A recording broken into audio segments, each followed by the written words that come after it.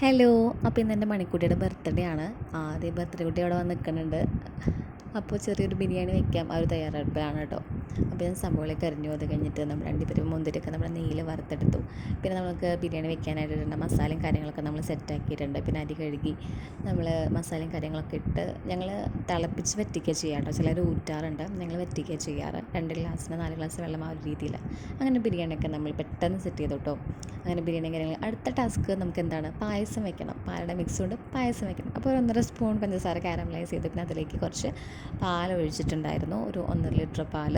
ആ സമയത്ത് പാലിൻ്റെ കളറ് നമുക്ക് മേടിക്കുന്ന പോലെ ആവില്ല കേട്ടോ. പാലിൽ തിളച്ച് വരുമ്പോൾ നമ്മൾ പാലയുടെ മിക്സൊക്കെ നമ്മൾ ചേർത്ത് പിന്നെ ഇളക്കിക്കൊണ്ടേ ഇരിക്കണം, അല്ലെങ്കിൽ കട്ട പിടിക്കും. അപ്പോൾ ആ കാര്യങ്ങളൊക്കെ ശ്രദ്ധിച്ച് പിന്നെ അത് വെന്ത് കുറുകി വരുമ്പോഴേക്കും നമ്മുടെ ആ പാലയുടെ അതേ കളറും കാര്യങ്ങളും ടെക്സ്ചറും കാര്യങ്ങളൊക്കെ ആയിട്ട് എത്തും. അങ്ങനെ നമ്മൾ ബിരിയാണി വെച്ചു, പാലട വെച്ചു, പിന്നെ ബിരിയാണിക്ക് കറിയായിട്ട് കാടമുട്ടയായിരുന്നു കേട്ടോ, പിന്നെ സലാഡും കാര്യങ്ങളൊക്കെ ആയിട്ട്. അപ്പോൾ ഇതാണ് ബർത്ത്ഡേ സ്പെഷ്യലായിട്ട് ചേച്ചിയുടെ വക മണിക്കുട്ടിക്കുള്ള ഗിഫ്റ്റ്.